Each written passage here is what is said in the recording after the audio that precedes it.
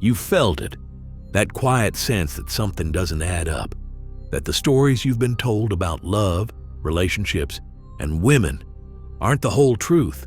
What if everything you've been taught about women, their nature, their intentions, their influence, was a lie? Arthur Schopenhauer didn't just question these lies, he burned them to the ground. He didn't care about feelings, he didn't care about being liked. He cared about truth, no matter how dark, how brutal, or how unpopular. He wrote things so savage that even today, philosophers, historians, and everyday people struggle to face them. But if you have the courage to listen, you'll understand why so many men fall into the same traps again and again. By the end of this video, you'll see the world and the women in it through the cold, unflinching eyes of Arthur Schopenhauer. Because sometimes, to protect yourself, you have to let go of the illusions you were taught to worship. Before we dive into his savage truths, let's set the stage. Schopenhauer was a 19th century German philosopher, a master of pessimism, a man who believed that life was suffering, that desire was a trap, and that hope was the most dangerous lie of all. He didn't sugarcoat reality. He confronted it, raw, unfiltered, merciless. Unlike other philosophers of his time, Schopenhauer didn't buy into romantic illusions about human nature. He saw people as they were, selfish, driven by instinct, ruled by blind forces. They barely understood. And when it came to women, he was even more savage. Schopenhauer believed that most men misunderstood women because they assumed women thought like men. But according to him, that was the first mistake. He wrote, "One needs only to see the way in which women, even the most intelligent and cultivated, talk and chatter in order to be convinced that they lack all sense of the serious, the profound, and the great." To Schopenhauer, women weren't driven by logic or ideals. They were driven by instinct, the biological imperative to survive and reproduce. Every gesture, every smile, every word, all of it was, in his eyes, rooted in the primal need to secure the best possible mate and ensure the survival of their offspring. He didn't say this to insult women. He said it to expose the illusions that lead men to get trapped, used, and discarded. Because once you see the biological drive behind the mask, you stop falling for the mask itself. Modern culture tells us that love is the highest good, the key to happiness, fulfillment, and meaning. But Schopenhauer saw love as a biological trick, a trap set by nature to get men to sacrifice their time, their energy, and their resources for the sake of reproduction. He wrote, "What is called love is an intellectual trick put upon us by nature for the purpose of reproducing the species." In other words, that feeling of falling in love, it's not destiny. It's not the universe rewarding you. It's your genes, manipulating your mind so that you'll do whatever it takes to pass them on. Once nature gets what it wants, pregnancy, offspring, the illusion fades, the passion cools, and the man is left wondering what happened to the woman he thought he loved. Schopenhauer saw this pattern everywhere. Men falling head over heels only to wake up one day next to a stranger. Because love to him was never about truth. It was about survival. Most men believe women are naturally gentle, nurturing, and innocent. It's a belief that keeps them chasing illusions, falling for the performance rather than the reality. But Schopenhauer shattered that illusion with ruthless precision. He wrote, "The fundamental fault of the female character is that it has no sense of justice." He saw in women a cunning, a willingness to manipulate, not out of malice, but as a survival instinct. Every compliment, every tear, every smile, he believed, was a calculated act designed to secure the best deal. Because in the cold logic of nature, the game is survival, and survival favors the best actress. It's not that women are evil, it's that they're practical. And in a world where men often lead with their hearts, women lead with strategy.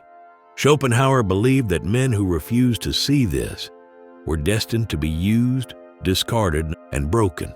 Seduction, Schopenhauer argued, was a woman's greatest weapon. He saw it not as a sign of love or connection, but as a tactic to secure resources, protection, and status. He wrote, "Nature has given women so much power that the law has very wisely given them little." Think about that. Nature gave women power, youth, beauty, charm, all the tools to attract, distract, and conquer. And Schopenhauer warned, if you let yourself be seduced, if you surrender your mind to your impulses, you lose the only power you have left, your judgment, because seduction blinds you. It makes you see what you want to see. It turns the mask into the reality. And once you're hooked, she has you. Schopenhauer didn't just criticize women, he explained them. He believed that women's drive to control men wasn't about malice. It was about security. He wrote, "Women are directly fitted for acting as the nurses and teachers of our childhood by the fact that they are themselves childish, frivolous, and short-sighted." In other words, women naturally seek the upper hand in relationships because it ensures their survival and the survival of their offspring. Control isn't personal, it's biological. Every time a man surrenders his power, his boundaries, his purpose, his focus, he feeds that dynamic. Schopenhauer warned that a man who doesn't see this is destined to become her servant, not her partner. Schopenhauer didn't just question love. He dismantled the very institution of marriage. He saw marriage as the ultimate trap for men, a social contract designed to exploit male resources and energy. He wrote, "Marriage is the destiny ordained for most men by nature, but this itself is an instinctive illusion, a trap set by the species to cheat the individual." To him, marriage was never about partnership. It was about nature's agenda, to trick men into devoting their lives, their labor, and their freedom to the survival of the species. Marriage, in his eyes, was the victory of biology over reason, because in marriage, the man trades his freedom for the illusion of stability, an illusion that rarely lasts. And once trapped, he becomes a provider, a protector, a pawn in a game he never fully understood. Most men believe that women love like they do, deeply, selflessly, unconditionally. But Schopenhauer believed that female love was nothing more than a reflection of biological drives. He wrote, "Love is nothing but a trap set by nature to ensure the continuation of the species." He saw in female love a calculation, a weighing of status, resources, and security. The moment a man could no longer provide, the love faded. The affection turned to indifference. The passion turned to disdain, because in nature's eyes, he was no longer useful. Schopenhauer's brutal truth: female love is conditional, rooted in survival, not in sentiment. To him, a man who didn't see this was living in a fantasy that would one day leave him broken. Schopenhauer didn't hate women. He pitied the men who refused to see them clearly, because in his eyes, the man who falls for the illusions, who worships the mask, is destined for suffering. Every heartbreak, every betrayal, every lie could have been avoided if he had seen the truth from the start. He wrote, "A man who understands women has no illusions left, but it is this understanding that grants him freedom. Freedom from manipulation, freedom from heartbreak, freedom from becoming a pawn in a game he didn't know he was playing." Schopenhauer's final warning: never surrender your power, never forget who you are, because the moment you do, the world and the women in it will devour you. If Schopenhauer were alive today, he'd see his worst fears come true, because in the digital age, romance has become even more transactional. Every swipe, every like, every DM, a new opportunity to mask the truth, the illusion of choice, the illusion of love, the illusion of commitment. They're all amplified by technology. Apps promise connection, but deliver distraction. Platforms promise love, but trade in attention.